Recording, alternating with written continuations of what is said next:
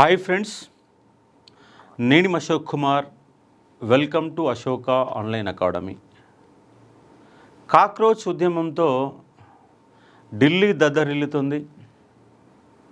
ఆ ఢిల్లీ దద్దరిల్లిన దాంట్లో ఇక్కడ ఉన్నటువంటి తెలంగాణ కాంగ్రెస్ నాయకులు కూడా కాక్రోచ్ ఉద్యమం అని మద్దతుగా హైదరాబాదులోనూ లొల్లి చేశారు, పాల్గొన్నారు.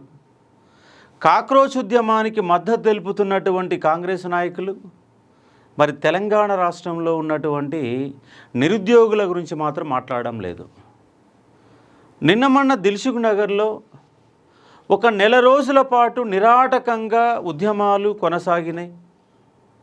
5,000 ఉద్యోగాలు మాత్రమే నింపుతాం, మా దగ్గర ఖాళీలు 19,000 ఖాళీలు ఉన్నాయి, కానీ మేము మాత్రం వెయ్యము, మీరు ఎండ్రీని తాగినా కూడా వెయ్యమని చెప్పేసి రేవంత్ రెడ్డి మాట్లాడిన సందర్భం. మళ్ళొక 2,400 పోస్టులు పెంచుతూ 7,400 పోస్టులు మాత్రమే వేస్తామని సర్కారు యొక్క మాట. ఖాళీలు 19,000. మరి 7,400 పోస్టు సంబంధించి ప్రక్రియ కొనసాగుతుందన్నారు. అది కొనసాగుతూనే ఉంది, మళ్ళీ కదలిక రాలేదు. ఏజ్ పెంపు అంశం అక్కడ ప్రస్తావన లేదు. పోయినసారి యొక్క కానిస్టేబుల్ పంచాయతీలో, ఎస్ఐ పంచాయతీలో లాంగ్ జంప్ పంచాయతీ ఉన్నది, జీవో నెంబర్ 46 యొక్క పంచాయతీ ఉన్నది, ఏజ్ పెంపు పంచాయతీ ఉన్నది. మరి వీటి గురించి ఏం చేస్తారో కూడా తెలియని ఒక పరిస్థితి. అలాగే మార్కుల కట్ ఆఫ్ 80, 70, 60 ఉంటే అన్నిటికి 60 చేస్తే మళ్ళీ 60, 50, 40కి మార్చిన సందర్భం లాస్ట్ టైం ఫిలిమ్స్లో జరిగి గందరగోళానికి దారి సందర్భం. వాటి గురించి ఇప్పటి వరకు పోలీస్ రిక్రూట్మెంట్ బోర్డు యొక్క సమాధానం లేదు. మరోవైపు గ్రూప్స్ ఉద్యోగాలు నింపేటటువంటి Telangana public service commission chairman Burra Venkatesham garu June 1వ తారీఖు నాడు ప్రెస్ మీట్ పెట్టారు. మేము 2వ తారీఖు నాడు 3 నోటిఫికేషన్లు జారీ చేస్తున్నాం, మళ్ళొక వారం రోజుల్లోనే మరొక 3 నోటిఫికేషన్లు ఇస్తామని జూన్ 1 నాడు చెప్పారు. జూన్ 2 నాడు 3 నోటిఫికేషన్ సంబంధించి ఇంజనీరింగ్ డిపార్ట్మెంట్లో 3 రకాల పోస్టులకు సంబంధించిన నోటిఫికేషన్ ఇచ్చారు. మరలా 3 నోటిఫికేషన్లు ఇస్తామన్నారు.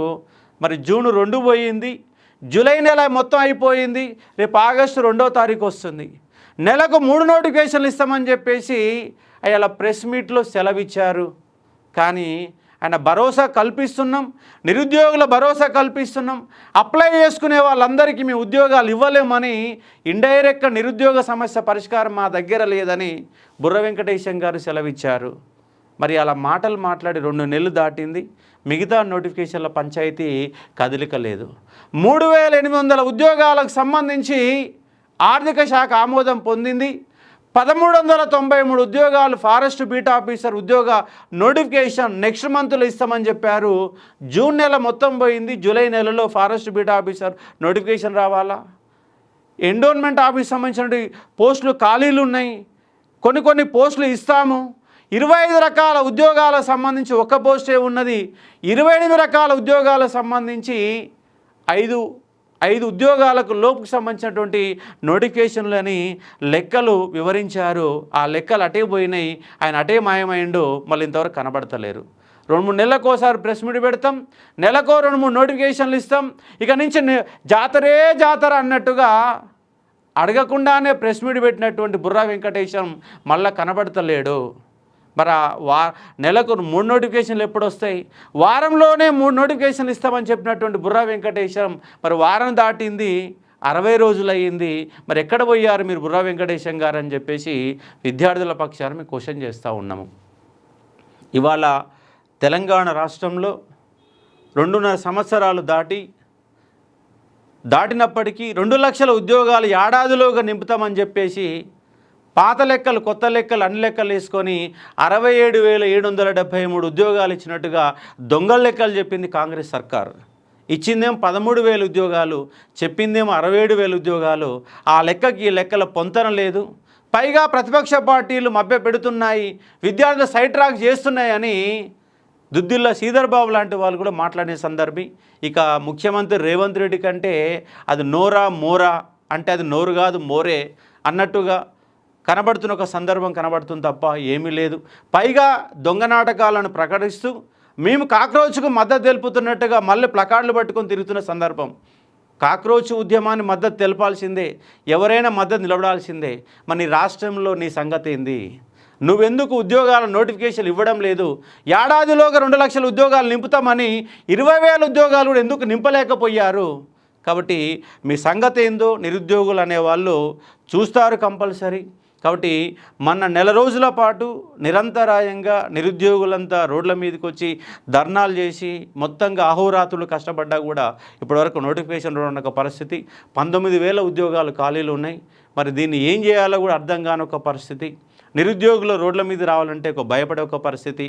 కాక్రోచ్ లాంటి మహా ఉద్యమం తెలంగాణలో ఢిల్లీ గవర్నమెంట్నే భయపెట్టినటువంటి సందర్భం తెలంగాణలో వస్తే తప్ప ఈ ప్రభుత్వానికి చీమ కొట్టినట్టుగా కనబడని ఒక పరిస్థితి మనకు కనబడతా ఉంది. కాబట్టి ఇక్కడ మీకు కనబడేటటువంటి బోర్డు మీద కనబడే సంగతి టీజీపీఎస్ నెలకు 3 నోటిఫికేషన్లు ఇస్తున్నది ఆయన ఇప్పుడు మాయమైన సందర్భం కనబడతా ఉంది. పైగా 7,400 పోస్ట్ సంబంధించినటువంటి కదలిక ఇంకా కనబడతలేదు.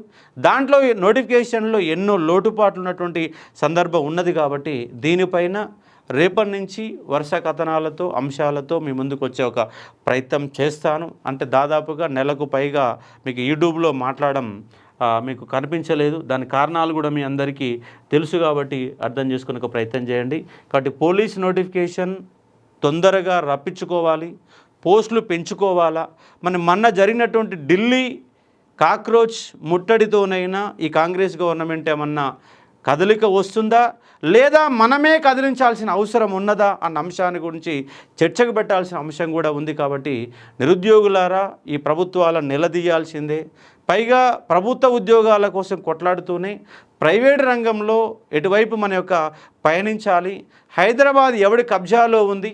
నిజంగా తెలంగాణ బిడ్డలు హైదరాబాదులో ప్రైవేట్ రంగంలో తెలంగాణ బిడ్డలు ఉన్నారా?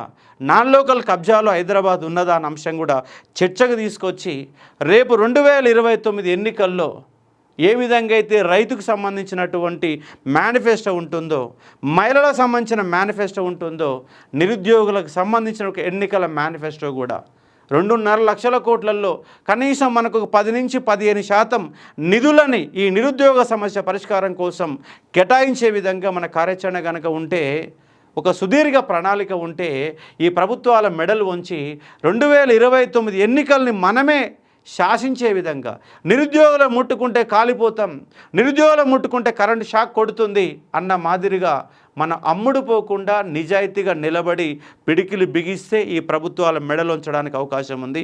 ఎందుకంటే దేశవ్యాప్తంగా ప్రతి సంవత్సరం 80 లక్షల మంది గ్రాడ్యుయేట్లు రోడ్ల మీదకి వస్తూ ఉన్నారు. కానీ ఉద్యోగాల కల్పన 10 లక్షలు కూడా దాటడం లేదు దేశవ్యాప్తంగా. తెలంగాణ రాష్ట్రంలో కూడా ప్రతి సంవత్సరం డిగ్రీ కంప్లీట్ అయిన వాళ్ళు 5 లక్షల మంది కంప్లీట్ అవుతున్నారు. దాంట్లో 50,000 మంది కూడా ఉపాధి దొరకని ఒక పరిస్థితి ఇవాళ తెలంగాణ రాష్ట్రంలో ఉంది. ఆర్థిక రాజధానిగా, సాఫ్ట్వేర్ రంగానికి ఒక నిలయంగా, పారిశ్రమ రంగా నిలయంగా ఎదుగుతున్నటువంటి జీడిపి రేట్లో ఎక్కువగా ఉన్నటువంటి హైదరాబాదులో తెలంగాణ బిడ్డల యొక్క వాటా మనకు కనబడుతుందా ఉద్యోగ రంగంలో అంటే ఎక్కడ కనిపిస్తలేదు. కాబట్టి హైదరాబాదులో పారిశ్రామిక రంగంలో కార్మిక శాఖ దగ్గర ఉన్న లెక్కలు ఏంటి? ఆ లెక్కలలో తెలంగాణ బిడ్డలు ఎంతమంది ఉన్నారు? ఎవరికి ఉద్యోగాలు వస్తున్నాయి? ఏ రంగమైన ఏ టైప్ ఆఫ్ ఉద్యోగాలు ఇస్తున్నారు? ఎన్ని కంపెనీలు ఉన్నాయి? ఏ కంపెనీలో తెలంగాణ బిడ్డలు ఎంత? లెక్కలు తీసి మన ముల్కీలకే ఉద్యోగాలు వచ్చే విధంగా కార్యాచరణ కనుక ప్రకటించుకోకపోతే మనం డిగ్రీలు చేసినా, పీజీలు చేసినా, పిహెచ్డీలు చేసినా, ఎంటెక్లు చేసినా రోడ్ల మీదనే 10,000 15,000తో నిత్యం మానసిక సంఘర్షణతో గడపాలని ఒక పరిస్థితి ఉంది.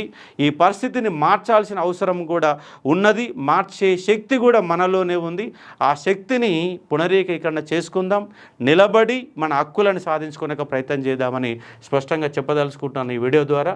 కాబట్టి Telangana public service commission chairman మీరు ఇచ్చిన హామీ ప్రకారం మీరు భరోసా కల్పిస్తున్నారని మళ్ళొక్కసారి మీరు మాట్లాడినటువంటి ప్రెస్ మీట్ని మీరే ఒక్కసారి వినండి. మీ ప్రెస్ మీట్ ఇన్ని మళ్ళొకసారి ఇప్పుడు ఈయనే మాట్లాడుతూ ఉన్నాను. భరోసా కల్పిస్తామని చెప్పారు. మరో వారం రోజుల్లో 3 నోటిఫికేషన్లు అన్నారు. వరుసగా నోటిఫికేషన్లు ఇస్తామని చెప్పారు.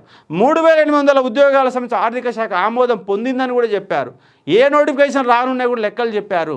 మరి ఆ లెక్కల పంచాయతీ మీరు ప్రెస్ మీట్ పెట్టేసి మర్చిపోయి ఉంటే ఎట్లా? కాబట్టి ఖచ్చితంగా రేపు ఆగస్టు 15లోగా మీరు అన్నటువంటి ఉద్యోగాల ప్రణాళిక తెలంగాణ పబ్లిక్ సర్వీస్ కమిషన్ కానీ ఇటు పోలీస్ రిక్రూట్మెంట్ బోర్డు కానీ ఖచ్చితంగా ఈ 15 రోజులలో నోటిఫికేషన్ ఇవ్వాల్సిన అవసరం ఉంది. ఇవ్వకపోతే నిరుద్యోగులు అనేవాళ్ళు మరొక కాక్రోచ్గా మారకముందే మీ అంతు చూడడానికి సిద్ధమవుతారు. జాగ్రత్తగా ఉండాలని, నిరుద్యోగులకు అంశాలపైన ప్రియారిటీ ఇవ్వాలని చెప్పి స్పష్టంగా చెప్పదలుచుకున్నాను. Thank you. మరొక కాన్సెప్ట్తో మీ ముందుకు వచ్చే ఒక ప్రయత్నం చేస్తాను. Thank you.